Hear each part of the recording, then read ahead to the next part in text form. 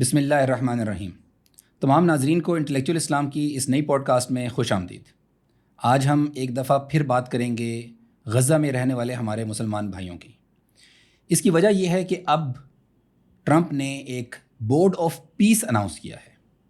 یہ board of peace جس کا عندلیہ اس نے ستمبر 2025 میں دے دیا تھا، اور اس کے بعد اکتوبر 2025 میں جب ایک سیز فائر ہوا تو شرم الشیخ میں تمام مسلمان ممالک بھاگے دوڑے گئے کہ ہم ٹرمپ کی تابعداری کریں اور ہم اس کی خوشنودی حاصل کریں، اور وہاں پر مسلمان ممالک نے یہ کہا کہ ہم اس بورڈ آف پیس کی حمایت کرتے ہیں۔ پھر اکتوبر کے بعد نومبر 2025 میں سیکیورٹی کونسل نے ایک ریزولوشن پاس کی، اور اس ریزولوشن کے اندر ایک انٹرنیشنل اسٹیبلائزیشن فورس کا ذکر بھی کیا گیا۔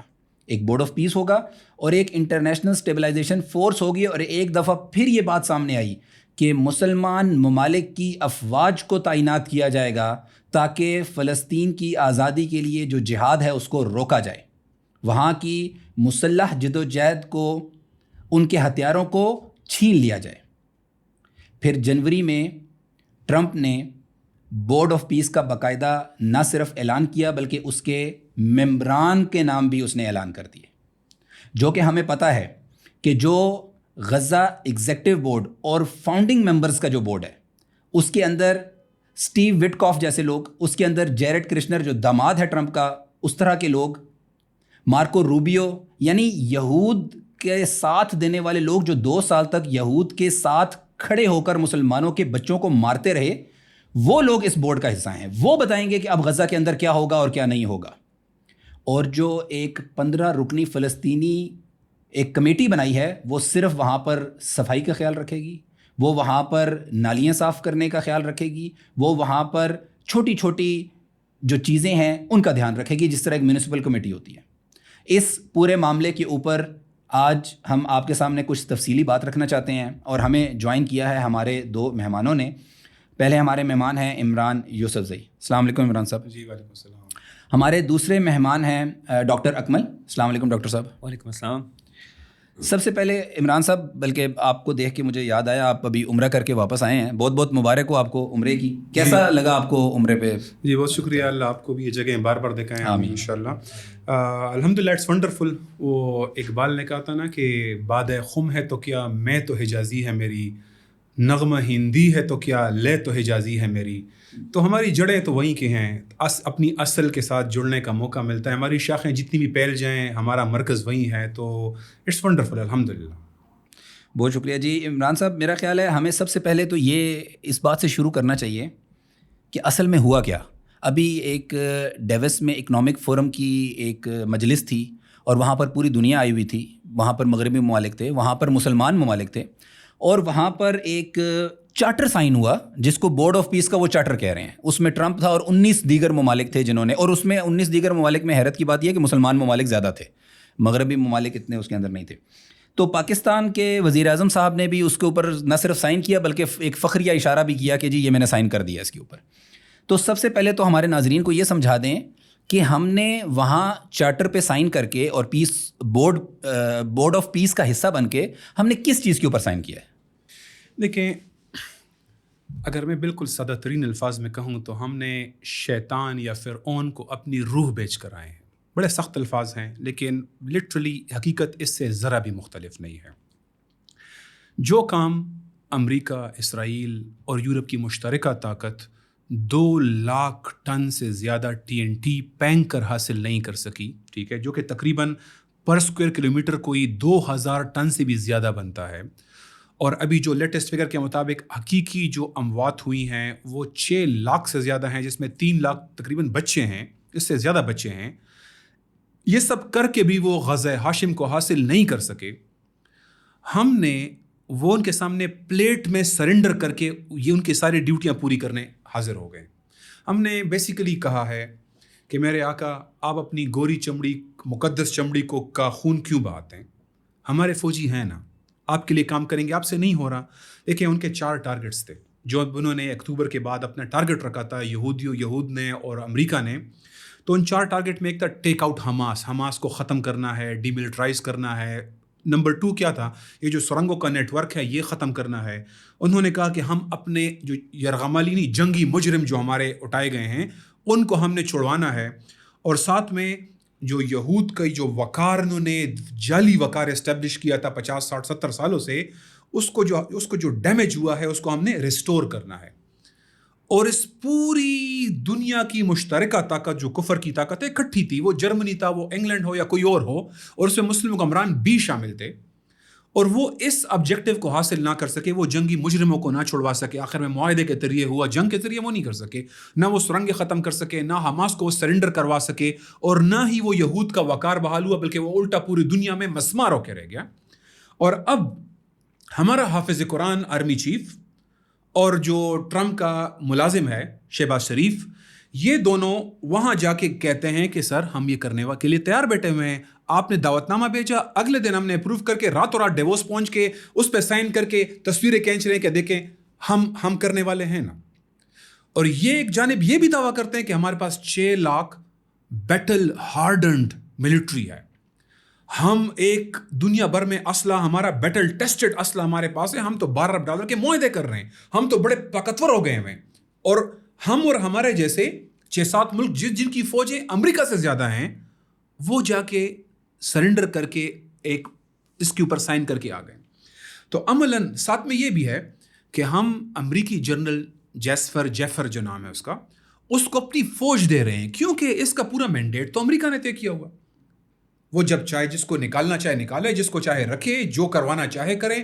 انٹرسٹنگ ایسپیکٹ یہ بھی ہے کہ اس پورے جو بورڈ آف پیس ہے اس کے مینڈیٹ میں غزہ کا ذکر نہیں ہے, بلکہ الفاظ جو استعمال ہوئے ہیں وہ ہے ایریا افیکٹڈ اور تھریٹنڈ بائی کنفلکٹ. وہ تو لبنان بھی ہے, وہ تو بلوچستان بھی ہے, تو وہ جہاں یہ فوج بھیجنا چاہیں, آپ تو پھر کل کہیں گے ہم نے معاہدہ کیا ہوا ہے, ہم تو سائن کر کے آگے, اب ہم کیا کریں, ہم تو پابند ہیں, انٹرنیشنل ایگریمنٹس ہوئے ہیں. تو عملاً دیکھیں کیا ہوا ہے, اس قیادت نے اللہ, اس کے رسول صلی اللہ علیہ وآلہ وسلم, مومنین اور اسلام کے بجائے ٹرمپ کی سائڈ لے لی ہے. اس لیے میں کہہ رہا ہوں کہ یہ اپنی روح بیچ کر فرعون کو اور ابلیس کو اپنی روح بیچ کر آ گئے ہیں. یہ ہوا ہے اس بورڈ آف پیس کے اندر جو ہم نے کیا ہے. بالکل ٹھیک کہہ رہے ہیں, کیونکہ میں بھی جب چارٹر دیکھ رہا تھا نا تو مجھے نظر آیا کہ یہ جو چارٹر ہے, اگر کسی لفظ میں ابہام پیدا ہو تو انٹرپریٹیشن ٹرمپ کا سول رائٹ ہوگا کہ وہ انٹرپریٹیشن کرے اس کی. اچھا, اگر کوئی فیصلہ لینا ہے تو وہ ویٹو ٹرمپ کے پاس ہے. چیئر پرسن جو کہ the most highest authority of the board of peace ہے, وہ تاحیات ٹرمپ ہے. کون سا وہ امریکہ کا صدر نہ بھی رہے تو بھی وہ ٹرمپ اس کا سربراہ رہے گا. اچھا, اسی طرح کس کو ممبرشپ ملے گی, کس کو نہیں ملے گی, سول اتھارٹی جو ہے وہ ٹرمپ کے پاس ہے. تو ان تمام باتوں کے بعد مجھے تو سمجھ نہیں آتی کہ وہاں مجلس شورا بلانے کا فائدہ کیا ہے. یعنی جب سجدریز ہو گئے نا, آپ تو سجدریز ہو گئے ایک فرعون کے سامنے, آپ جھک گئے اصل میں. اور دیکھیں آپ نے ذکر کیا, یہ سارے صلیبی کمانڈر ہیں. ہم اس کو اصل ورڈ کیوں نہیں کہتے, ہم نے کیوں یہ نئے ٹرمینالوجی امریکن جی, فارن سیکرٹری, یہ صلیبی کمانڈر ہے.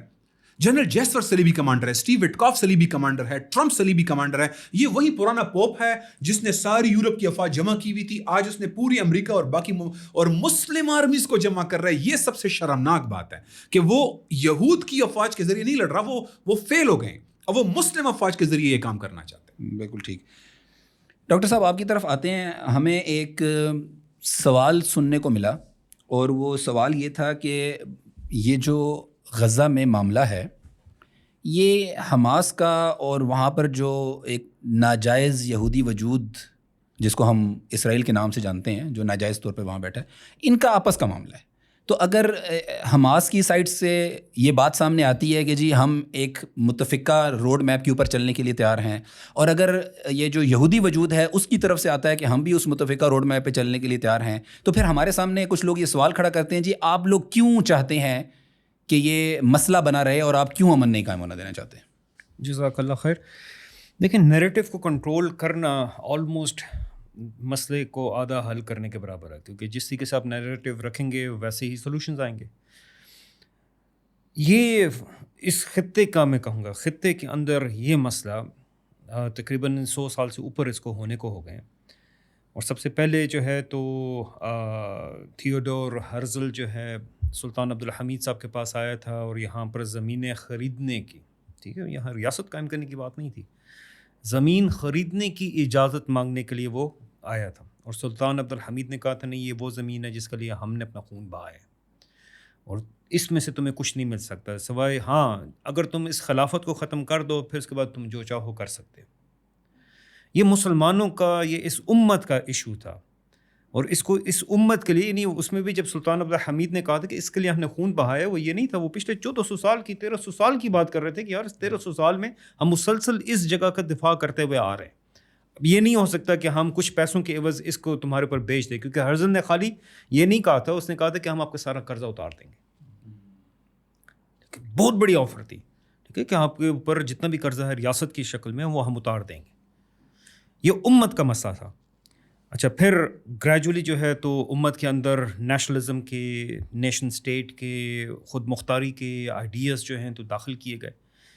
اینڈ آفٹر راؤنڈ دا بعد آپ کہہ سکتے ہیں پہلی جنگ عظیم کے بعد پھر جو ہے تو یہ یہود اور عرب کا جھگڑا بن گیا, کہ کبھی یہودی جو ہیں تو عرب گاؤں کے اوپر اور قصبوں کے اوپر حملہ کر رہے ہیں, اور کبھی عرب جو ہیں تو وہ یہودی آبادیوں کے اوپر حملہ کر رہے ہیں.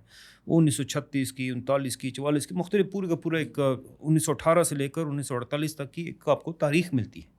تو it became an Arab and Jewish issue, کہ یہ عرب اور یہود کو آپس میں ہم کس طریقے سے اکٹھا اسی خطے کے اندر رکھ سکیں.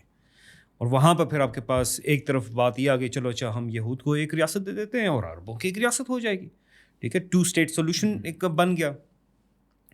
جو اس 2 اسٹیٹ سولوشن کا کانٹیکس یہ تھا کہ یہ عرب اور یہود کا مسئلہ ہے, ٹھیک ہے. اب دیکھیں کیسے وہ اسلام یا مسلمان اور مسلمانوں کے ایشو سے, مسلمانوں کے پرابلم سے یہ آ گیا اب عرب یہود کا مسئلہ.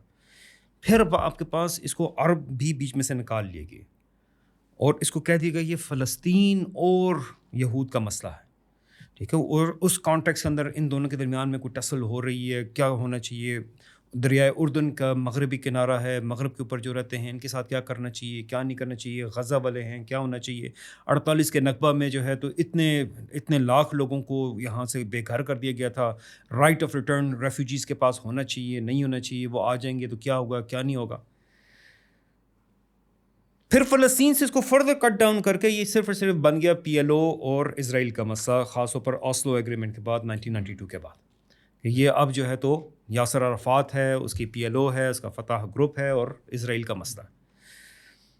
پھر آگے بڑھتے ہوئے یاسر عرفات صاحب بیچ میں اللہ کو پیارے ہو گئے, فوت ہو گئے, اور اسرائیل خاص طور پر نیتن یاہو اس معاملے میں کامیاب ہو گیا کہ وہ غزہ کو اور ویسٹ بینک کو دونوں کو علیحدہ علیحدہ کر دیں. غزہ ایک علیحدہ مسئلہ بن گیا, ویسٹ بینک علیحدہ مسئلہ بن گیا.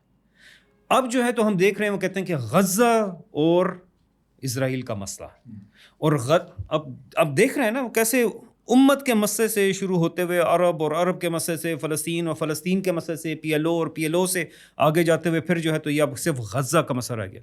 قبلہ اول کہاں گیا, ٹھیک ہے.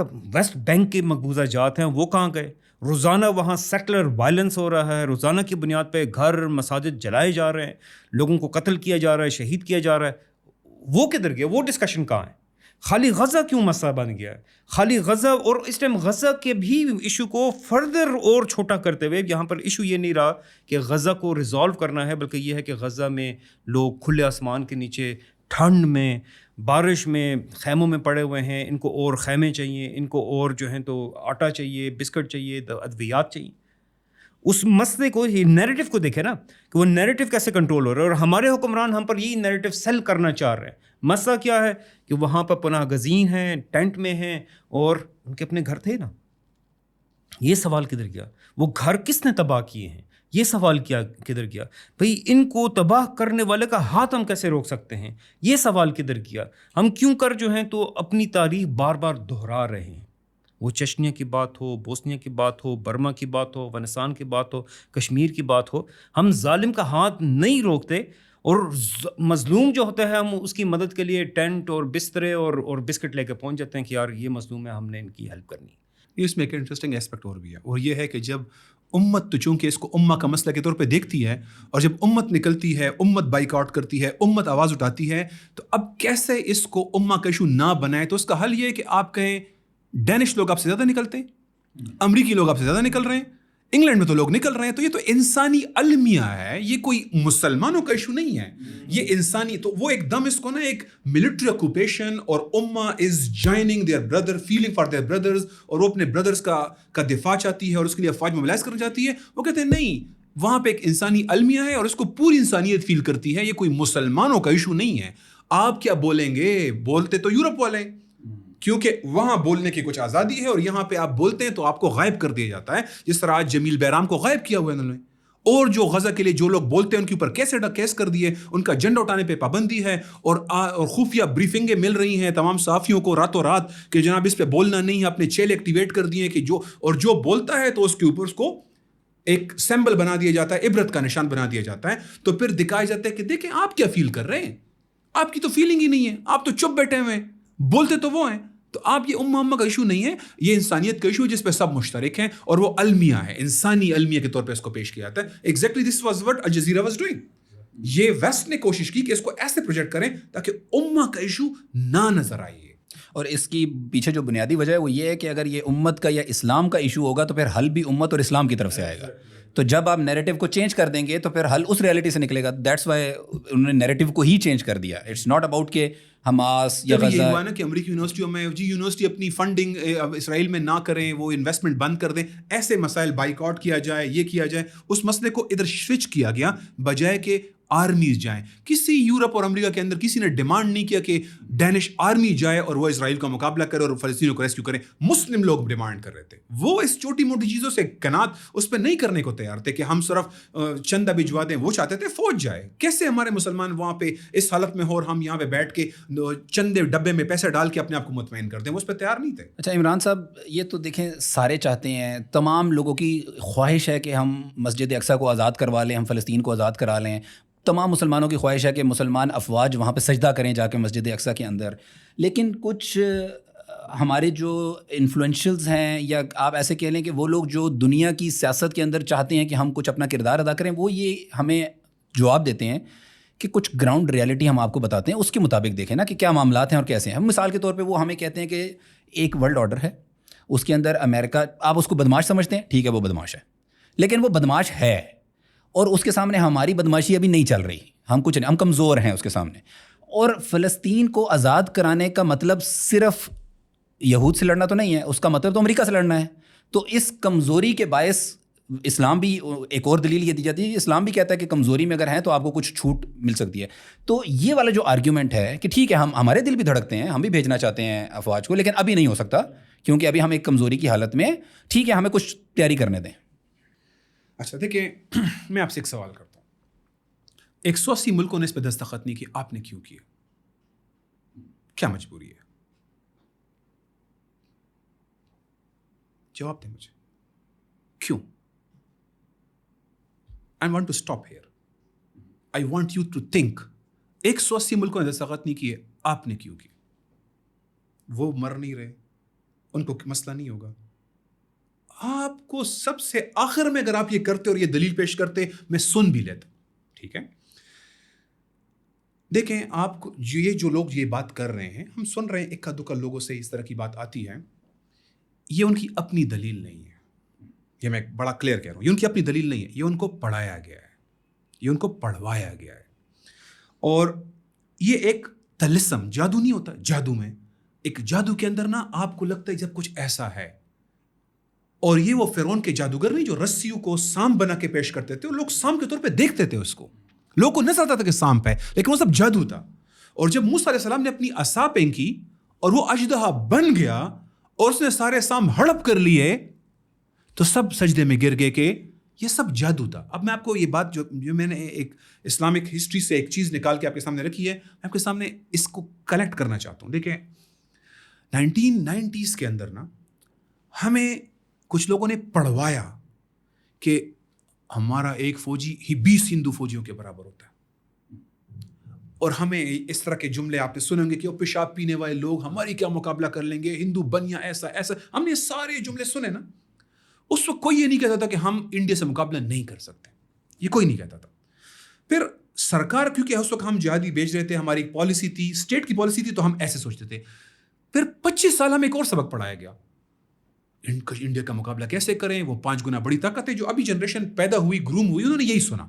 لیکن آپ اور میں نے شاید وہ پچھلا ٹائم دیکھا ہے جب ہمیں یہ پڑھایا گیا تھا, تو ہم ایسے سوچتے تھے, پھر ہمیں ایک دم یہ کہا کہ ہمیں ہضم نہیں ہو رہا تھا. لیکن نئی جنریشن کہہ رہی تھی کہ یار آپ کو کیا پتا, 5 گنا بڑا ملک ہے, اکانومی میں اتنا جا رہا ہے, انڈیا شائننگ, پوری دنیا ان کے ساتھ ہے, آپ اکیلے ہیں, کشمیر نہیں لے سکتے, وہ مجبور ہے حکمران, فوجیوں کو مجبور ہے. ہمیں یہ پڑھایا گیا اور ہم یہ آرگومنٹ سنتے تھے لوگوں سے. یہ لوگ آرگومنٹ نہیں تھا, یہ کچھ لوگوں نے ہمیں پڑھوایا. ہمیں کہا گیا ہمارے ٹینکوں میں ڈالنے کے لیے ڈیزل پیٹرول ہی نہیں ہے, آپ کیسے مقابلہ کریں گے. تو اس لیے کشمیر نے لے لیا, ہم نے سرنڈر کر دیا.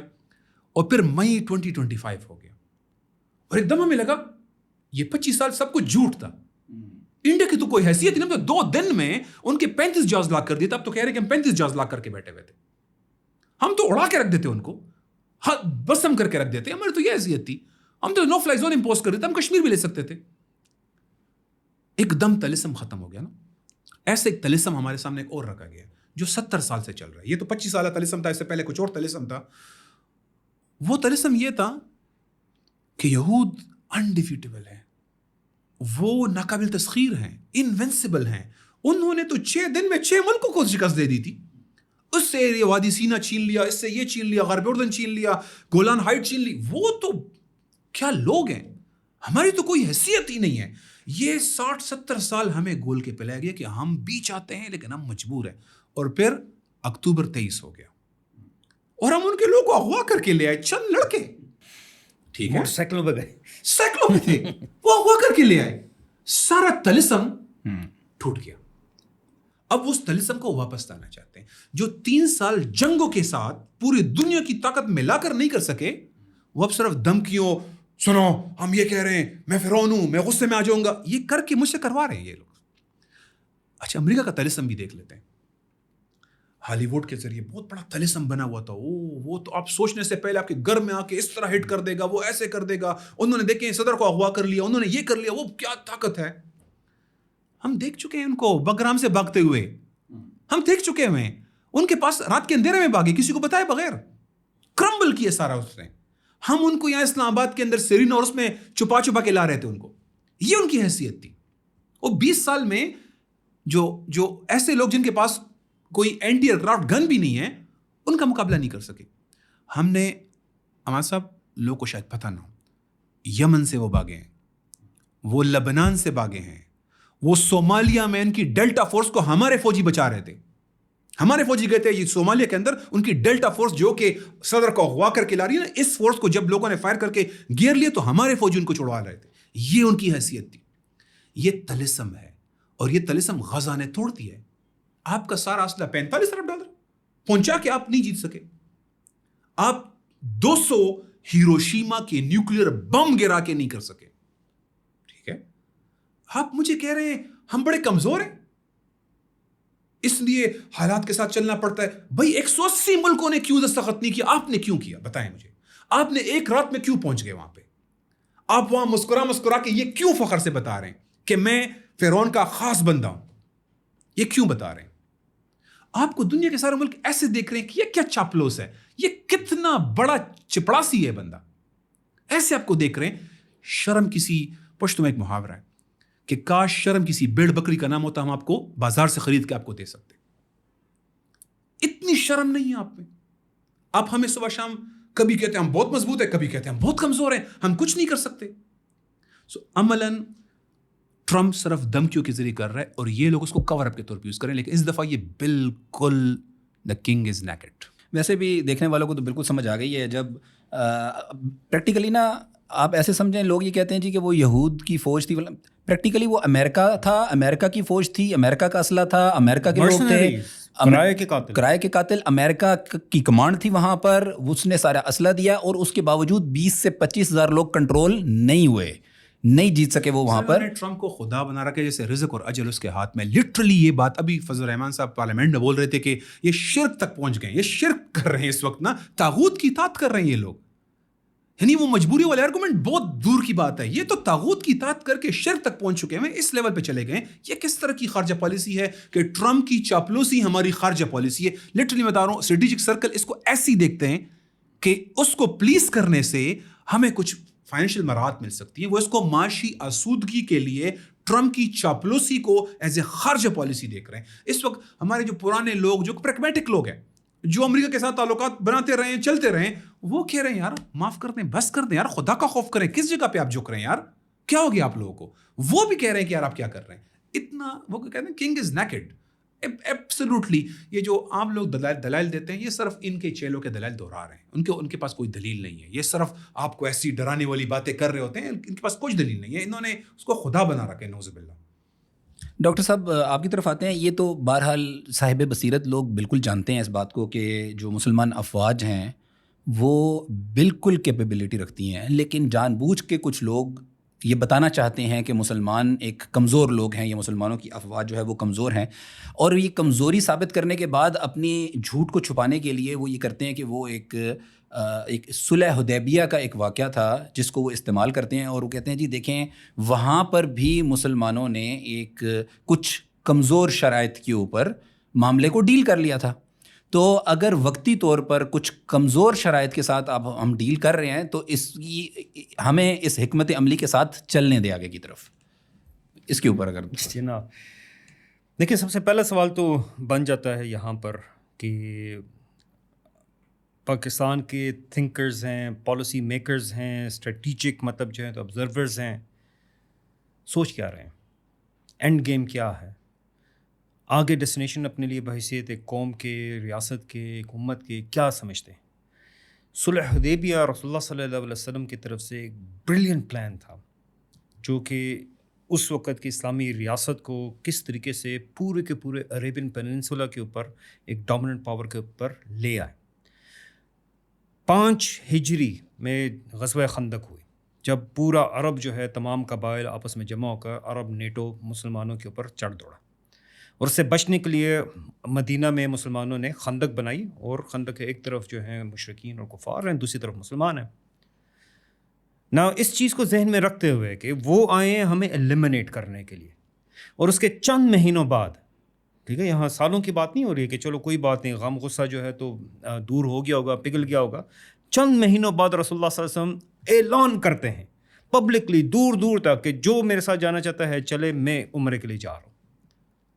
اس سے بڑھ کر سنب, اس سے بڑھ کر جو ہے نا تو کسی کے ایک دم ان دا فیس ہونے والی بات نا کہ رسول نے کہا کہ ہم عمرہ کرنے آ رہے ہیں, کیونکہ قریش کسٹوڈینز آف دا کعبہ تھے, اور ایٹ لیسٹ ان کے اپنے چارٹر کے مطابق کہ وہ کسی کو کعبہ کی وزٹ کرنے سے, زیارت کرنے سے نہیں روکیں گے, اور سمبولیکلی آپ دشمن کی ٹیریٹری کے اندر سے ہو کے واپس بھی آ جائیں گے. ہاں, تو اب رسول اللہ نے جب کہا کہ ہم آئیں گے, انہوں نے کہا یہ کیسے ہو سکتا ہے کہ ابھی ہماری جنگ ختم بھی نہیں ہوئی ہے, اور بندہ کہہ رہا ہے کہ میں مکہ آنا چاہتا ہوں, and he would have complete security, کسی قسم کی کوئی ڈسٹربنس نہیں ہوگی, ہنڈرنس نہیں ہوگی, تھریٹ نہیں ہوگا, اور آپ صلی اللہ علیہ وسلم عمرہ کر کے واپس جائیں گے.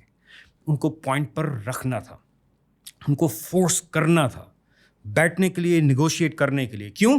کیونکہ مدینہ کے ایک طرف جو ہیں تو دشمن خیبر کی شکل میں نارتھ میں موجود تھے, وہاں پر ان کا ایک جمگٹھا بن رہا تھا, وہاں پر ان کی ایک سینٹر آف گریوٹی بن رہا تھا. دوسرا جو ہے تو ساؤتھ میں تھا, مکہ کی شکل میں. ایک اسٹریٹجک ڈیلیما تھا کہ اگر ہم نارتھ کی طرف جاتے ہیں ساؤتھ کی طرف سے حملے کا خطرہ ہے, ساؤتھ کی طرف جاتے ہیں نارتھ سے حملہ کرنے کا خطرہ ہے. تو رسول اللہ صلی اللہ علیہ وسلم نے ساؤتھ والے دشمن کو نیوٹرلائز کیا, اس کہا کہ بھائی اس کو فی الحال جو ہے تو روکتے ہیں, اس کے ساتھ معاہدہ کیا جنگ بندی کا کہ ہم جنگ نہیں کریں گے اور کچھ بھی نہیں. اور ودن صلح حدیبیہ کے 2 ہفتے کے اندر اندر خیبر پہنچ گیا رسول اللہ صلی اللہ علیہ وسلم. یہ ویژن ہے. وہ یہ بھی تو بتائیں نا کہ صلح حدیبیہ ہوا, اس کے کتنے عرصے کے بعد رسول اللہ صلی اللہ علیہ وسلم حدیبیہ کا محاصرہ کر کے بیٹھے ہوئے تھے, کیونکہ یہاں پر جیسے وہ دشمن ایلیمنیٹ ہوا, اس کے صلح حدیبیہ ہونے کے 1.5 سال بعد جو ہے پہلا موقع ملا, قریش نے پہلی وائلیشن کی ہے. اس وائلیشن کرنے کے بعد ابو سفیان ایک ایک گھر میں جا کر بھیک مانگ رہا تھا کہ اس معاہدے کو رینیو کر لو. رسول اللہ صلی اللہ علیہ وسلم نے نہیں کیا. وہ ابو بکر رضی اللہ تعالیٰ عنہ کے پاس, عمر رضی اللہ تعالیٰ عنہ کے پاس, علی رضی اللہ تعالیٰ عنہ کے پاس, اپنی بیٹی ام حبیبہ رضی اللہ تعالیٰ عنہ کے پاس گئے کہ یار رسول اللہ صلی اللہ علیہ وسلم کو کنونس کرو کہ یہ معاہدہ رینیو کر لیں. نہیں کیا. اور رسول اللہ صلی اللہ علیہ وسلم 10,000 گھڑ سواروں کے ساتھ, جس میں آپ صلی اللہ علیہ وسلم کا جو دستہ تھا اسپیشلی انصار اور مہاجرین کا, کہ ان کی آنکھوں کی پتلیوں کے علاوہ جو ہے تو کوئی حصہ نظر نہیں آ رہا تھا, سارا کا سارا لوہے میں ڈوبا ہوا. ٹھیک ہے, 8 ہجری میں پورا عربین پیننسولا ہے, اس پر مسلمانوں کی حکومت ہے. یہ ویژن دینا آج مجھے. آپ اگر صلح حدیبیہ کہنا چاہتے ہیں مجھے یہ تو بتائیں نا کہ 2 ہفتے بعد کون سا خیبر فتح ہوگا.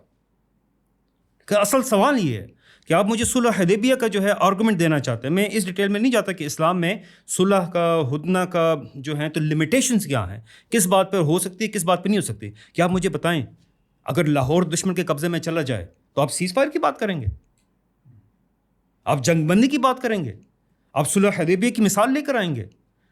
کیا آپ کو آپ کے اپنے فوجی, آپ کے اپنے سیاسی کارکن کچا نہیں کھا جائیں گے؟ کیسی باتیں کر رہے ہیں؟ وہ ہمارے ملک کا حصہ لے کر جا رہے ہیں اور ہم بیٹھ کر سیز فائر کریں گے. بیت المقدس قبلہ اول دشمنوں کے قبضے میں, ہمارے جو ہے تو بچوں کو وہ ذبح کر رہے ہیں. جیسے ابھی بات ہوئی 6 لاکھ بندہ جو ہے شہید ہو چکا ہے, اور ہمیں کہا جا رہا ہے کہ صلح حدیبیہ کے اندر بھی ہم نے ایگریمنٹ کر لیا تھا. وہ ایگریمنٹ ایک ویژن کے تحت ہے, اللہ سبحانہ وتعالی کا فتح المبین ہے, کھلی فتح. کیونکہ ایگزیکٹلی یہی پلان تھا رسول اللہ صلی اللہ علیہ وسلم کا کہ کیسے جو ہے تو 2 دشمنوں میں پھوٹ ڈال کر سپریشن کر کے 1 بائی 1 دونوں دشمنوں کو ہم نے علیحدہ کر دینا ہے. آج آپ دیکھ سکتے ہیں وہ کینیڈین پرائم منسٹر کی تقریر ہو, جرمنی کے جو ہے تو چانسلر کی تقریر ہو, پھوٹ پڑ گئی ہے نیٹو کے اندر, پھوٹ پڑ گئی ہے مغرب کے اندر. آج موقع ہے وہ صلح حدیبیہ کرنے کا کہ ہم خیبر لے لیں. وہ صلح حدیبیہ نہیں جس طریقے سے ہم نے کشمیر سرنڈر کیا, افغانستان سرنڈر کیا, سارا کا سارا. ہر بار جو ہے نا تو صلح حدیبیہ کی مثال آ جاتی تھی جب بھی ہم نے سرنڈر کرنا ہوتا تھا. نہیں, صلح حدیبیہ ماسٹر کلاس, ایک ماسٹر پیس ہے رسول اللہ صلی اللہ علیہ وسلم کی اسٹریٹجک تھنکنگ کا, ایک فارن پالیسی کا, پلاننگ کا, کہ ریاست کو کیسے آپ مضبوط کرتے ہیں, ریاست کو کیسے آپ پھیلاتے ہیں. ٹھیک ہے, یہ چیز ہے جو کہ آج ہمیں ضرورت ہے کہ ہمارے اسٹریٹجک تھنکرز ہیں, وہ لوگ ہیں کہ وہ اس چیز کو سامنے رکھتے ہوئے آگے دیکھنے کی کوشش کریں. ہمیں اس بات کو ضرور دیکھیں. بنی غطفان کی بھی بات آتی ہے. رسول اللہ صلی اللہ علیہ وسلم جس سے 5 ہجری کے اندر غزوہ خندق کے دوران کم و بیش 10,000 کی تعداد میں جب عرب آئے, اس میں 5,000 بنی غطفان تھے, اور رسول اللہ صلی اللہ علیہ وسلم نے ان کو سیپریٹ کرنے کی کوشش کی. ان کے سامنے جو ہے تو ایک ایگریمنٹ رکھا. اچھا, اس ایگریمنٹ کو حاصل کرنے کے بعد رسول اللہ صلی اللہ علیہ وسلم نے وہی ایگریمنٹ سعد بن معاذ کے سامنے رکھا کہ this is what I want to do. اور سعد بن معاذ کا بڑا خوبصورت جواب تھا. میں کہا کیا یہ وحی کی بنیاد پر ہے؟ آپ نے کہا نہیں, this is something that I think is in your benefit. تو انہوں نے کہا کہ یہ لوگ ٹھیک ہے جاہلیت کے دنوں میں ہم سے ایک کھجور نہیں لے سکتے تھے سوائے اس بات کے کہ ہم صدقہ کریں یا یہ ہمارا مہمان بنے. اور اب اللہ نے ہمیں اسلام کی عزت سے نوازا ہے تو یہ ممکن ہی نہیں ہے کہ یہ ہم سے ایک کھجور بھی لے کر جائیں. آج اسلام کی عزت کے لیے کھڑے ہونے والے کون ہیں؟ فرعون نے ان جادوگروں کو وعدہ کیا تھا, جادوگروں نے آگے سے مکالمہ کیا نا کہ یار اگر ہم جیت جائیں تو ہمارے لیے کیا ہے, انہوں نے کہا اپنا مصاحب بنا لیں گے. آج یہ ڈیل کر کے آ رہے ہیں کیونکہ ٹرمپ نے ان کو اپنا مصاحب بنا لیا ہے. ٹھیک ہے, اور ایکچولی مقابلہ ہوا بھی نہیں ہے, وہ پہلے جو ہے تو مصاحب بن کر جو ہے تو وہ آ رہے ہیں. اسلام کی غیرت پر, اسلام کی حمیت میں, اسلام کی عزت کے لیے سعد بن معاذ بننے کے لیے کون تیار ہے؟ سوال تو یہ ہے. ٹھیک ہے نا, یہ اس وقت جس وقت اسلامی سرزمین کو سرنڈر کیا جا رہا ہے, اسلامی جانوں کو, مسلمان کی جانوں کو سرنڈر کیا جا رہا ہے, اس وقت اللہ کے حکم کے لیے کھڑا ہونے کے لیے کون تیار ہے؟ یہ سوال ہے. ٹھیک ہے, صلح حدیبیہ کو اس چیز کے لیے کرچ نہ بنایا جائے, جواز نہ بنایا جائے. ہم ایک ایٹمی طاقت ہیں. آج ہم دنیا کے ساتھ $12 بلین کے JF-17 کے معاہدہ کرنا چاہتے ہیں کہ ایک پروون پلیٹ فارم ہے, انٹیگریٹڈ بیٹل فیلڈ کا ایک پروون پلیٹ فارم ہے, ہم دنیا کے سامنے رکھ رہے ہیں. ہمارے میزائل سسٹمز ہیں, ہماری آبدوزیں ہیں, ہمارے ویپن سسٹمز جو ہیں تو وہ اگین 9 مئی والی جنگ کی بات آ جاتی ہے, دنیا کے سامنے ٹیسٹڈ موجود ہیں. کون کہتا ہے کہ ہم کمزور ہیں؟ اور ہمیں کمزوری کے ساتھ جو ہے تو سوچنا چاہیے. ٹھیک ہے, کیونکہ جواب ہم نے اللہ سبحانہ وتعالیٰ کو دینا ہوگا جو ہمارے دلوں کے رازوں کو بھی جانتا ہے. وہ ایگزیکٹلی اس کو پتہ ہے کہ ہمارے کتنے ٹینک ہیں, کتنے ہتھیار ہیں, کتنے میزائل ہیں, کتنے جہاز ہیں, اور کتنے جذبہ شہادت کے ساتھ سرشار عوام موجود ہے. میں فوج کی خالی بات نہیں کرتا, پوری آبادی کی جب بات آتی ہے. دس از ویری امپورٹنٹ کہ صلح حدیبیہ سب سے پہلی بات یہ ہے کہ ایک کمزوری کے موقع کا فیصلہ نہیں تھا. اٹ واز فارن پالیسی کا, اسٹریٹجک تھنکنگ کا ماسٹر کلاس ہے, اور اسی انداز سے اس کو دیکھا جانا چاہیے. عمران صاحب, ایک دو چھوٹے چھوٹے ایک سوالات کہہ لیں آپ ان کو کہ یا کوئی بہانہ کہہ لیں اٹھایا جاتا ہے. ایک میں نے سنا کسی سے, وہ یہ کہہ رہا تھا کہ اگر ہم نہیں بورڈ آف پیس میں بیٹھیں گے تو پھر تو صرف کفار ہی بیٹھیں گے, اور صرف کفار بیٹھیں گے تو وہ تو پھر وہی فیصلے کریں گے جو کفار چاہتے ہیں. تو ہمیں تھوڑا سا موقع, ہم وہاں بیٹھیں گے, ان کے پلان سمجھیں گے اور ہمیں موقع ملے گا, ہم وہاں پر اپنے حق میں کچھ اس کو منور کر سکیں گے, تو اس لیے ہمیں بیٹھنا ضروری ہے وہاں پر. دیکھیں فیصلے تو وہی کریں گے, آپ بیٹھیں یا نہ بیٹھیں, اس کا مینڈیٹ کلیئر ہے, اس کا کنسٹیٹیوشن جو اس کا وہ سب کچھ کلیئر ہے. فیصلے تو ٹرمپ نے کرنا ہے, ٹھیک ہے, فیصلہ ٹرمپ نے کرنا ہے. تو آپ وہاں کیا کریں گے؟ آپ صرف ان کو لیجیٹیمیسی دے رہے ہیں. اب تک یہ بدماشوں کا ٹولہ تھا, اور اب یہ کہ تو مسلمان خود فیصلہ کر رہے ہیں. آپ صرف یہاں بیٹھ کر اس کو لیجیٹیمیسی دے رہے ہیں. آپ فلسطینیوں کے لیے کچھ نہیں کریں گے, آپ صرف ان کو لیجیٹیمائز کر رہے ہیں. اور دوسرا یو این میں بیٹھ کے انہوں نے کیا کر لیا, یو این کے اندر بھی تو بیٹھے رہنا اتنا عرصہ اس کے اندر. اور اسی طرح میں نے ایک وزیر صاحب, پاکستان کے وزیر صاحب ہیں, ان کو میں نے سنا وہ کہہ رہے تھے کہ جی آپ ٹینشن نہ لیں, ہم فوج نہیں بھیجیں گے, ہم یہ کر رہے ہیں, ہم ٹھیک ہے امن کے لیے کچھ کوشش ہے, کچھ یہ ہے, لیکن ہم یقین دہانی کراتے ہیں کہ ہم اپنی فوج اس کے اندر کمٹ نہیں کر رہے. اس طرح کی آپ اس سے وہ رہیں. تو اس کے اوپر بھی اگر تھوڑا سا ہمیں دیکھیں, آپ شروع میں ہمیں بہت کچھ کہتے رہے ہیں. آپ تو غزہ کے مسلمانوں کے محافظ تھے, غزہ کے مسلمانوں کے محافظ سے بے مددگار چھوڑ کے مجبور ہو گئے. اب ان کے ساتھ مل کر غزہ کے اوپر نا آپ ایک ریئل اسٹیٹ قائم کر کے مسلمانوں کی قبروں کے اوپر, قبرستان کے اوپر نا وہاں پہ ریئل اسٹیٹ پراپرٹی بنانے کا پورا کام کر رہے ہیں. آپ وہاں پہ شراب خانے کھولیں گے, وہاں پہ جو فحش بیچز ہیں وہ کھولیں گے, اور اس کو آپ نے پراپرٹی کا کاروبار بنا لیا ہوا ہے. اب آپ یہ کر رہے ہیں, اس کے بعد آپ کہہ رہے ہیں میں یہ نہیں کروں گا. آپ سائن کر کے ہیں, آپ مجھے کہیں گے, آپ مجھے لٹرلی آپ مجھے قرآن کی آیت سنائیں گے. ہمارے حافظ صاحب کو تو آیتیں یاد ہیں, وہ مجھے کہیں گے اوفو بالعقود, اپنے عقد کو وفا کرو, پورا کرو, اپنے معاہدے پورے کرو. ہم نے جو مینڈیٹ سائن کیا اس میں لکھا ہے کہ وہ کنفلکٹ جگہوں پہ ہمیں وہ فائنل فیصلہ کرے گا, پالیسی ڈیسیجن وہ کرے گا. اس نے ہمیں کہا ہے میں معاہدہ کیسے توڑ دوں, کیونکہ آپ کو سود دینے کے معاہدے سارے یاد رہتے ہیں, آپ کو کفار کے ساتھ ایگریمنٹ سارے یاد رہتے ہیں. جو نہیں یاد رہتا وہ اللہ کے ساتھ جو آپ کا معاہدہ ہے, نبی کے ساتھ جو آپ کا معاہدہ ہے, اسلام کے ساتھ جو مسلمانوں کے ساتھ جو آپ کے معاہدے ہیں, وہ آپ کو یاد نہیں رہتے. آپ کو یہ معاہدے یاد رہتے ہیں, اور آپ مجھے کہیں گے انٹرنیشنل ایگریمنٹ ہے. تو ابھی آپ مجھے لارا لپا یہ لگا رہے کہ میں یہ نہیں کروں گا, صرف جا رہا ہوں.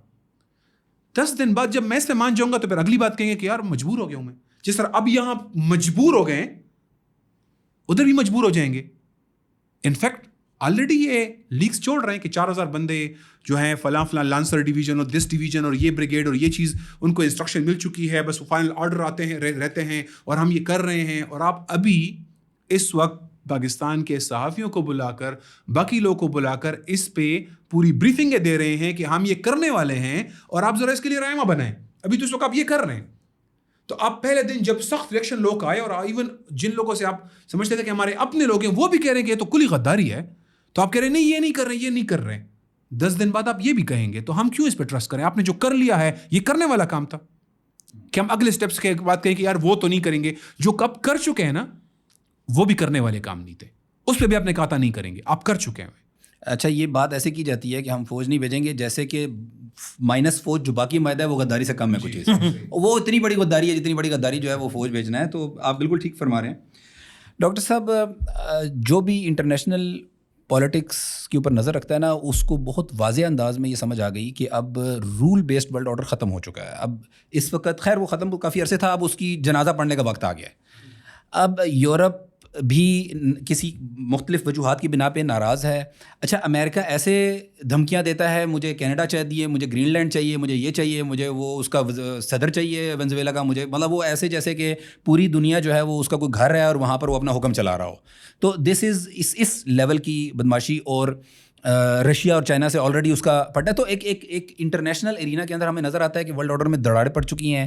انسٹیٹیوشنس پہ ریلائی کرنے سے زیادہ وہ اپنی فوج پہ ریلائی کر رہا ہے. وہ اس نے 100+ انٹرنیشنل آرگنائزیشن سے وڈرا کر لیا ہے امریکہ نے, اور وہ کہہ رہا ہے کہ ہم کوئی ایڈ, کوئی فائنینشیل سپورٹ کسی انٹرنیشنل ادارے کی نہیں کریں گے. اور اس کے علاوہ اور بہت سی دیگر باتیں میں آپ لوگوں کے سامنے رکھ سکتا ہوں. ایک سوال جو کیا گیا کہ کیا چیز آپ کو روک سکتی ہے, تو کوئی دنیا کو اس نے انٹرنیشنل لا نہیں, کوئی اس نے کہا صرف میرا ضمیر, میری عقل, اور کوئی چیز مجھے نہیں, میں جو چاہوں کروں, بادشاہ سلامت ہوں میں.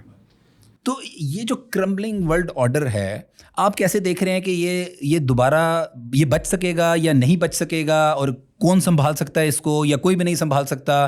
آپ تھوڑا سا ہمیں ذرا کیا دیکھ رہے ہیں آپ؟ دیکھیے, سب سے پہلے جو ایک چیز ہے, ویسٹ باقی دنیا کے اوپر پہلے ڈائریکٹ کولونیلزم تھا, پھر انڈائریکٹ کولونیلزم آیا جس کو کہ آپ نے رولز بیسڈ آرڈر کہا.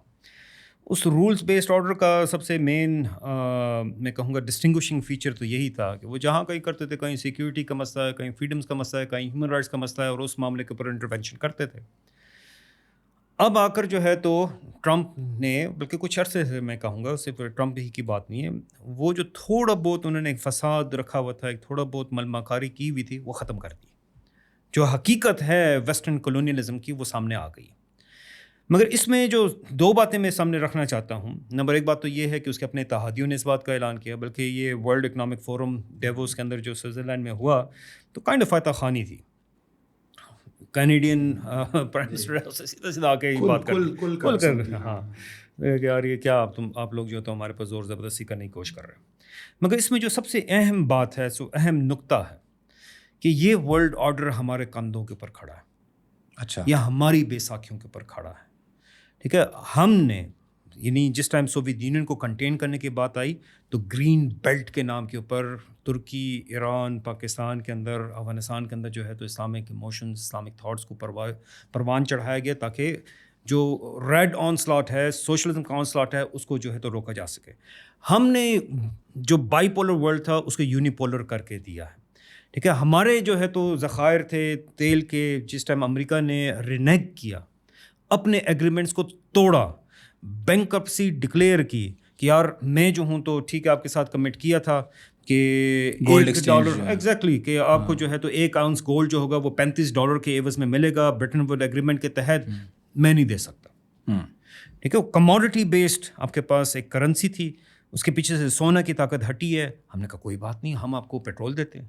پیٹرو ڈالر کا زمانہ شروع ہو گیا 1974-76 آنورڈ, اور اس سے اب تک اگر امریکہ کی اکانومی کھڑی ہے, اگر امریکہ کے ڈالر کی ہیجمنی موجود ہے, اٹ از اونلی بیکاز کہ تیل ہیں, میٹلز ہیں, ان کی قیمتیں ڈالرز کے اندر لگتی ہیں. آپ امریکی ڈالر سے یہ بیساکھی ہٹا لیں, امریکی اکانومی کہاں ہے, ڈالر کی ڈیمانڈ کہاں ہے. ٹھیک ہے, امریکہ جتنے ڈالر چھاپتا ہے اس کا صرف اور صرف 10% اپنی اکانومی کے لیے استعمال ہوتا ہے, باقی ساری دنیا میں چلتا ہے. کیوں؟ لوگ تیل ڈالر میں خریدتے ہیں. آپ ڈالر کے ساتھ یہ بیساکھی ہٹا دیں, سب کچھ ختم. ٹھیک ہے, امریکہ اس بات کو اب دیکھیے کہ وہ 2007 کے اندر کریڈٹ کرنچ کی بات تھی, وہ بحرین کے, عرب امارات کے, دبئی کے, سعودیہ کے, ان کے ساورن ویلتھ فنڈز تھے جن کے ذریعے سے ویسٹ کے بینکوں کو فائنانس کیا گیا. ٹھیک ہے, ان کے سارا پورا فائنینشیل سسٹم کولیپس کر چکا تھا. میرے اور آپ کے پیسے تھے جس کے ذریعے سے جو ہے تو اس کو سپورٹ کیا گیا. اس وقت ٹرمپ جو ہے تو وہ بڑے فخر کے ساتھ کہہ رہا ہے, از بوسٹنگ اباؤٹ اٹ, کہ میں یار $14 ٹریلین کی انویسٹمنٹ لے کر آ رہا ہوں. کہاں سے؟ سعودیہ سے, عرب امارات سے, قطر سے, بحرین سے, دبئی سے, ادھر کویت سے. $14 ٹریلین, ہمیں $1 بلین کے لیے ناک کی لکیریں لگانی پڑتی ہیں. امیجن کر سکتے ہیں, امت کی دولت ہے جس کی بیسس کے اوپر جو ہے تو وہ کہتا ہے کہ یار میں امریکی اکانومی کو, میں میک امریکہ گریٹ اگین, ہمارے پیسوں پہ, میری اوپر, اس امت کے ریسورسز کے اوپر, اس امت کے جو ہے تو اگین اسٹرینتھ کے اوپر جو ہے تو وہ کھڑا ہو کر کرنا چاہ رہا ہے. اس وقت یہ جو بورڈ آف پیس کی بات آئی ہے, یورپ نے ریجیکٹ کیا ہے, وہ کھڑا ہو رہا ہے ترکی, پاکستان, مصر, انڈونیشیا, ان کندھوں پہ کھڑا ہو کر وہ کہنا چاہتا ہے کہ دنیا میری مانے گی. یہ اب ایک سوچنے کا پوائنٹ ہے نا کہ یہ ممالک جو کہ ٹرمپ کو کھڑا کرنا چاہ رہے ہیں, یہ آپس میں اکٹھے ہو کر اس کے مقابلے میں ایک متبادل ورلڈ آرڈر کیوں نہیں قائم کر سکتے. ٹرمپ یا امریکہ کی بات آتی ہے, ٹھیک ہے, یہ ان کے اپنے نمبرز ہیں, بلکہ جس طرح میں یوں کہوں گا کہ اوباما 2008 کے الیکشن لڑ رہا تھا, اس وقت اس نے کہا تھا کہ امریکی حکومت $4 ٹریلین خرچ کر چکی ہے افغانستان عراق کی جنگ میں, اور اس نے ایکسپلین کرنے کے لیے کہ یار یہ کتنی بڑی رقم ہے. اس نے کہا کہ امریکہ کا جتنا انفراسٹرکچر ہے, بجلی کا, گیس کا, سڑکوں کا, پلوں کا, ریلوے کا, کہتے یہ سارا کا سارا نئے سرے سے اگر ڈالا جائے نا پھر بھی یہ پیسے جو ہیں زیادہ ہوں گے. امریکی ریاست کا امیجن کیجیے, اتنی بڑی رقم ہے. آج جو ہے تو ان جنگوں کے اندر $10 ٹریلین امریکہ خرچ کر چکا ہے. ہر سال $2 ٹریلین کا ایکسٹرا قرض اٹھا رہا ہے. اس کا اپنا جو قرضہ ہے وہ $34 ٹریلین کے پاس پہنچا ہوا ہے. ان کو یہ سمجھ میں نہیں آ رہی ہے کہ یہ ہم پیسے یعنی کیسے جو ہیں تو برابر کریں گے, کس طریقے سے یہ چیز آگے چلے گی. اور ہمیں یہ کہا جاتا ہے کہ ہم کمزور ہیں. امریکہ ہمارے چھوٹے چھوٹے ملک, افغانستان, عراق 2-2.5 کروڑ آبادی کے ملک ہیں, ان کے ساتھ جنگ کرنے کا متحمل نہیں ہے. آپ کا مصر ہے, ترکی ہے, ایون پاکستان کی بات آتی ہے, انڈونیشیا کی بات آتی ہے, جہاں پر تقریباً 10 کروڑ سے اوپر کی آبادیاں ہیں. میں سمپلی وہ باٹم لائن لینے کی کوشش کر رہا ہوں. ان کے ساتھ امریکہ کے جو ہے جنگ کرے گا. یہ امت 2 ارب آبادی سے بڑھ کر, یہ امت جس میں تمام آپ کے جتنے بھی جیو اسٹریٹجک لوکیشنز ہیں, ٹریڈ روٹس ہیں, اس امت کے پاس ہیں. وہ اسٹریٹس آف ملاکا کی بات ہو, ہرمز کی بات ہو, مندب کی بات ہو, نہر سویز کی بات ہو, جبرالٹر کی بات ہو. دنیا کی تجارت جو ہے تو مسلم دنیا سے ہو کے گزرتی ہے. معدنیات کی بات آتی ہے, فرٹائل لینڈز کی بات آتی ہے. جس چیز کو بھی, ہم یوریشیا ہیں, ہم دنیا کا مرکز ہیں. ہماری مرضی کے بغیر دنیا نہیں ہل سکتی. اور وہ جو ہم سے 10,000 میل دور بیٹھا ہوا ہو, اس کی کیا مجال کہ وہ دنیا کے اندر کچھ بھی کر سکے. وہ تو ایک جزیرے کے اندر آئسولیٹڈ ہے, مگر ہمارے کاندھوں پہ کھڑا ہے. ہمارے کاندھوں پہ کھڑا ہو کر وہ افغانستان پہ حملہ کر سکا, ہمارے کاندھوں پہ کھڑا ہو کر وہ عراق پر حملہ کر سکا ہے, ہمارے کاندھوں پہ کھڑا ہو کر وہ ایران پہ حملہ کر سکتا ہے. یہ امت اپنے کندھا اس سے چھین لے, بیساکھیاں چھین لے, تو امریکہ کی ساری ہیجمنی دھڑام سے ختم ہو جائے گی. ہمیں کس چیز نے جو ہے تو اس ٹریپ کے اندر پھنسایا ہوا ہے؟ سب سے پہلی بات آ جاتی ہے نیشن اسٹیٹ اسٹرکچر. یہ جو ہمیں قومیتوں کے اندر تقسیم کر دیا گیا ہے, اور پھر ان نیشن اسٹیٹس کے اندر کہیں پر جو ہے تو ہمارے پاس اردوغان ہے, کہیں پر سیسی ہے, کہیں پر شہباز ہے, کہیں پر جو تو خمینی ہے, خمینائی ہے. سارے کے سارے جو ہیں تو ایک انڈیویجول, میں کہوں گا اگین وہ جس طریقے سے قریش کے وقت میں, مشرکین کے زمانے میں ہر ایک قبیلے کا اپنا ایک خدا ہوتا تھا, تو اسی طریقے سے آج کل بھی وہ قبائل کے اندر توڑ کر ہمیں جو ہے تو ایک خدا دے دیا گیا, اور ہم اس خدا کے پیچھے لگے ہوئے ہیں. جس وقت تک یہ نیشن اسٹیٹ, جس وقت تک یہ قومیتی سوورینٹی کی بنیاد کے اوپر فیصلے کیے جا رہے ہیں, ہم امت کی دیکھ بھال نہیں کر سکتے.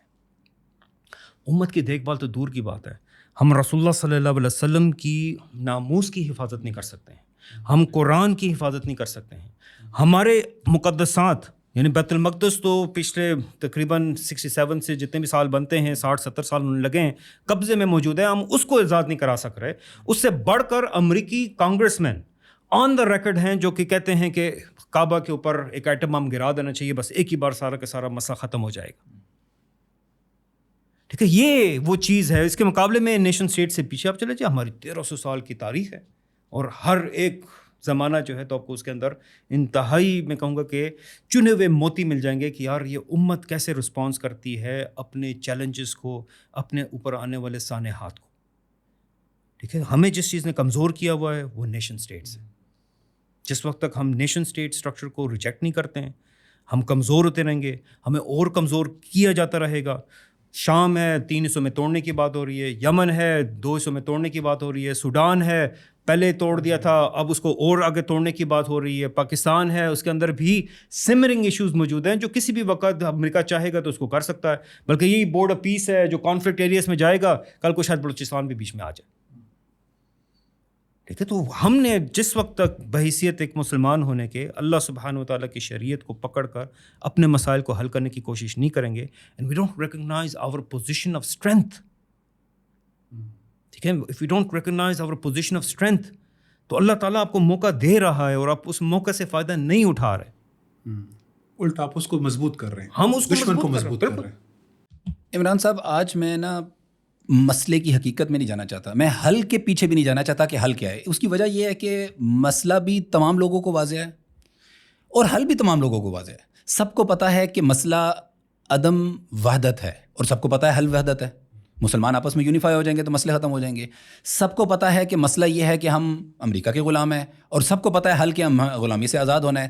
یہ بھی سب کو پتہ ہے, صرف مسلمانوں کو نہیں, یہ تو اب یورپ کو اور مغرب کو بھی پتہ چل گیا کہ ورلڈ آرڈر مسئلہ ہے, اور حل کیا ہے, ایک متبادل ورلڈ آرڈر. تو یہ بات کہ مسئلہ کیا ہے اور حل کیا ہے آج بھی کوئی اس میں بات نہیں کرتا, کیونکہ تمام لوگوں کو مسائل بھی مسئلہ اور حل بھی پتہ ہے. مسلمانوں کی وحدت ہونی چاہیے, خلافت ہونی چاہیے, اسلام کا ورلڈ آرڈر ہونا چاہیے, اور اللہ کے نازل کردہ احکامات کی بنیاد پر قانون چلنا چاہیے اور فورن پالیسی چلنی چاہیے. یہ سارا کچھ جو ہے یہ حل بالکل کلیئر ہے. میرا جو آج آپ سے سوال ہے وہ یہ ہے کہ اس حل کی ذمہ داری کون اٹھائے گا, یہ کام کون کرے گا. اللہ کے جو احکامات ہیں, چاہے وہ اوکوپائڈ ٹیریٹری سے متعلق ہوں, چاہے وہ کفار سے جہاد کرنا ہو, چاہے وہ فورن پالیسی کرنی ہو, چاہے اکنامکس چلانی, اللہ کے احکامات کو انشور کرنا کہ نافذ ہوں, یہ کس کی ذمہ داری ہے؟ کون اس ذمہ داری کو پورا کرے گا؟ تو اگر یہ جو حل تو سب کو پتہ ہے کہ خلافت کرنی ہے, حل تو سب کو پتہ ہے مسلمانوں نے یونیفائی ہونا ہے, یہی ایک واحد راستہ ہے, لیکن یہ حل کی طرف چلنے کی, اس کو اپنی آنکھوں کے سامنے شرمندہ تعبیر ہونے کی جو ذمہ داری ہے وہ پھر کون پوری کرے گا؟ جزاک اللہ خیر. دیکھیں آپ نے بہت زبردست قسم کا کوشچن اٹھایا ہے, اور میں ایک اینگل آپ کے سامنے رکھنا چاہتا ہوں سب ناظرین کے سوچنے کے لیے کہ وہ اس پہ سوچیں. ایک منٹ کے لیے سوچیں, خدا نہ کرے پاکستان پہ حملہ ہو جائے اور ہمارا آرمی چیف, ہمارا وزیر اعظم, ہمارا جو سربراہان, جو بھی قیادت ہماری ہے, وہ دشمن کے ساتھ مل کے پاکستان سرنڈر کرنے پہ تیار ہو جائے, تو پھر کون اس کو ٹھیک کرے گا؟ ہو ول ہینڈل دا سچویشن؟ یہ کس کا کام ہوگا؟ ٹھیک ہے, کچھ تو لوگ ہوں گے جو کہیں گے یار یہ ملک سرنڈر کر رہے ہیں, ہمارے بھی بچوں کو, ہمارے جوانوں کو, ہمارے سب کو, زمینوں کو سب سرنڈر کر رہے ہیں, تو کون کرے گا؟ آپ کہہ رہے ہیں میں تو جاب کرتا ہوں, میں تو نوکری کر, بھائی کون کرے گا؟ یہ ہوگا کیا؟ کچھ مخلص لوگوں کو یہ کسی اور پہ نہیں چھوڑنا پڑے گا کہ یار کچھ کر رہے ہوں گے, کوئی تنظیم ہوگی, فلاں پارٹی ہے, نہیں, وہ نہیں کر پا رہے, میں کروں گا. اب وہ علماء, جس طرح ہسٹوریکلی جب ہندوستان پہ آہستہ آہستہ قبضہ ہو گیا, تو یہ جو جنگ آزادی کا انیشیشن کس نے کیا تھا, مجھے نام نہیں پتا, اور میں نام جاننا بھی نہیں چاہتا اس ٹائم پہ. میں کہہ رہا ہوں یہ کون تھا جس نے 10 علماء سے بات کی کہ یار یہ کیا کریں, یہ تو سب کچھ ختم ہو رہا ہے. وہ چاونیوں میں گئے, فوجوں کے پاس گئے, علماء کے پاس گئے, نوابوں کے پاس گئے, سرداروں کے پاس گئے, اور جا کے ایک پلان بنایا نا, کیونکہ ہے تو ہماری جگہ, ہم مقبوضہ کیسے کر لیں اس کو. بالکل ویسے اگر میرا آرمی چیف, میرا وزیر اعظم, میرا جو ملک کا سربراہ ہے, اس قیادت ہے, وہ سرنڈر کر رہے ہوں, تو پھر کس کو یہ ڈیسیجن لینا ہے؟ کچھ باقی وزیروں کو, کچھ باقی بڑوں کو, کچھ بیوروکریسی کے لوگ کو, کچھ علماء کو, کچھ پولیٹیکل میڈیم کے, کچھ اس میں صحافی بھی ہوں گے, کچھ اس میں وکیل بھی, بار کے لوگ بھی ہوں گے, اور جو کہ آپس میں کہیں گے کہ یار بہرحال ہم گناہگار صحیح, ہمارے اندر 1000 خامیاں صحیح, لیکن یہ ہم کیسے ایکسیپٹ کر لیں کہ اب غلامی قبول کر لیں. They will connect to each other, اور کچھ سینسیئر لوگ یہ ذمہ داری اٹھائیں گے. ٹھیک ہے, یہی سچویشن اس وقت غزہ کے ساتھ اور مسجد اقصیٰ کے ساتھ اور قبلہ اول کے ساتھ ہو رہی ہے. ایکچولی ہوا بھی یہ اکتوبر ایسے ہی ہوا. یہ سنوار اور لوگوں نے دیکھا کہ اگر سعودی عرب سائن کر لے گا اور یہ سائن کر لے گا تو ہماری پورا, یعنی یہ جو فلسطین کی آزادی ہے, یہ خواب ہی ڈوب نہ جائے کہیں. انہوں نے اپنی جانیں, پورا غزہ کے عوام, مسلمان, سب کچھ قربان کرنے پہ تیار ہو گئے اور کہا امت کو اٹھانا ہے, ہم جانیں دے کے اپنا خون بہا کر ان کو اٹھائیں گے. کیونکہ ان کے پاس لوگ کہتے ہیں کیا ضرورت تھی آپ کو, کیوں پنگا لیا تھا آپ نے, کیونکہ تم سو رہے تھے, تم مردے بنے ہوئے تھے, وہ بک رہا تھا, ختم ہو رہا تھا, تم سو رہے تھے, مردے بنے ہوئے تھے. اس نے اپنی جان دے کر تمہیں اٹھانے کی کوشش کی ہے, اور تم ابھی بھی تانے مار رہے ہو اس کو. اس وقت وہ کام جو وہ اچیو کرنا چاہتے تھے, اس وقت مسجد اقصیٰ کا سودا ہو رہا ہے. اصل میں یہ مسجد اقصیٰ اور اس کے اطراف کو اللہ نے قرآن میں کہے کہ اس کو اللہ نے پاک کر دیا ہوا ہے, اس کا سودا ہو رہا ہے. اس کے اوپر بیچز بنیں گی, اس کے اوپر شراب خانے بنیں گے, اس کے اوپر پراپرٹیاں بن رہی ہیں, یہ اس کو وہ ریل اسٹیٹ بنا رہے ہیں, وہ اس کو عیاشی کے اڈے بنا رہے ہیں اس کو, اور یہ ہمارے مقدس زمین کے ساتھ کر رہے ہیں. ہم ایسے ہی بیٹھے ہوئے, کیوں یہ ایک عالم اٹھتا نہیں ہے اور وہ جا کے جامعہ اشرفیہ میں جائے اور جامعہ حقانیہ میں جائے اور منوری ٹاؤن جائے اور سارے مدرسے میں جا کے سب کو کہے کہ یار جو بھی ہوتا ہے, جو بھی قربانی دینی پڑی ہم کریں گے, اور وہاں بھی اس کو بہت سننے والے مل جائیں گے کہ یار بات تو صحیح ہے. یہ کیوں ایک بار کے لوگ, کچھ بار کے لوگ اٹھ کے پاکستان میں سارے بار کے ساتھ کانٹیکٹ نہیں کرتے اور یہ موومنٹ کھڑی نہیں کرتے؟ جس پارٹی کے بھی آپ ہیں, آپ پی ٹی آئی کے ہیں, جے یو آئی کے ہیں, جے آئی کے ہیں, تحریک لبیک کے ہیں, وہ کلدم ہے, وہ غیر کلدم ہے, وہ کوئی پارٹی نہیں ہے, وہ اسٹوڈنٹ یونین ہے, گروپس ہیں, کیوں نہیں ملتے؟ اٹھتے کیوں نہیں ہے؟ جاتے لاہور کیوں نہیں جاتے, اسلام آباد کیوں نہیں جاتے, پنڈی کیوں نہیں جاتے, چکوال, بورے والا, لالا موسا, باجوڑ, پشین کیوں نہیں جاتے آپ لوگ؟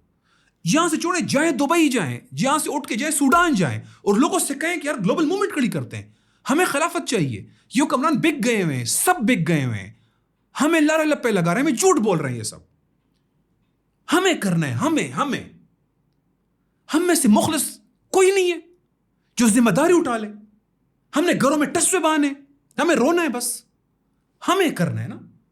تو یہ کون کرے گا؟ یہ سارے جو نوکریاں کر رہے ہیں ایک فرم کے اندر, وہ سی لیول کا ایک ایگزیکٹو ہے کہ وہ کیوں بھائی تم ملٹی نیشنل میں نوکری کرو گے تو اللہ رسول کو جاب نہیں دو گے, تم عالم ہو تو اللہ رسول کو جاب نہیں دو گے, تم ایک فوجی ہو تو تم اللہ رسول کو جاب نہیں دو گے. میں تو جی فوجی ہوں, میں تو سرکاری ملازم ہوں, تو کیا مطلب اللہ سے تمہارے کوئی ایگزمپشن ہے تمہارے پاس؟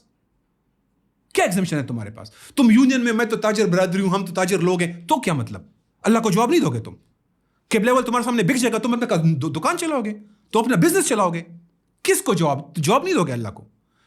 آل آر ریسپانسبل. اٹھنا ہوگا, کچھ سنسیئر لوگوں کو ایک پورا نیٹ ورک بنانا ہوگا, تیاری کرنی ہوگی. ان لوگوں کو جنہوں نے مسلمان امت کا سودا کیا ہے, ان کو ہٹانا پڑے گا, ان کو ریپلیس کرنا پڑے گا. اور اگر عوام چاہیں اور یہ لوگ چاہیں تو یہ نہیں چل سکتے. ان کا بازو, ان کی گردن کو دبوچنا پڑے گا اور ان کو روکنا پڑے گا. That's the way forward.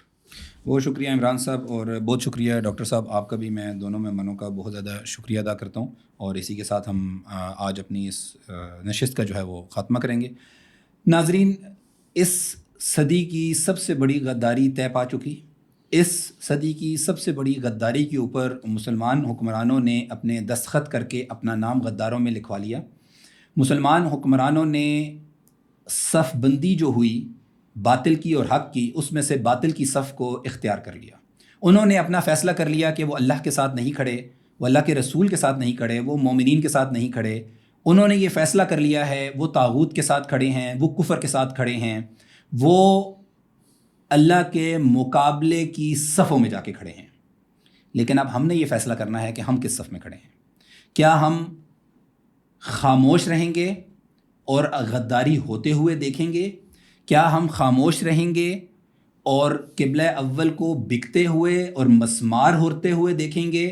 ہمارا نام اس فہرست میں ہوگا کہ جب قبلہ اول کے اوپر مظالم کی حد پار کر دی گئی تو ہم اپنی زندگی میں مصروف تھے, یا ہمارا نام اس فہرست میں ہونا ضروری ہے کہ جہاں پر اللہ اور اللہ کے فرشتے کہیں کہ انہوں نے اپنا حق ادا کر دیا؟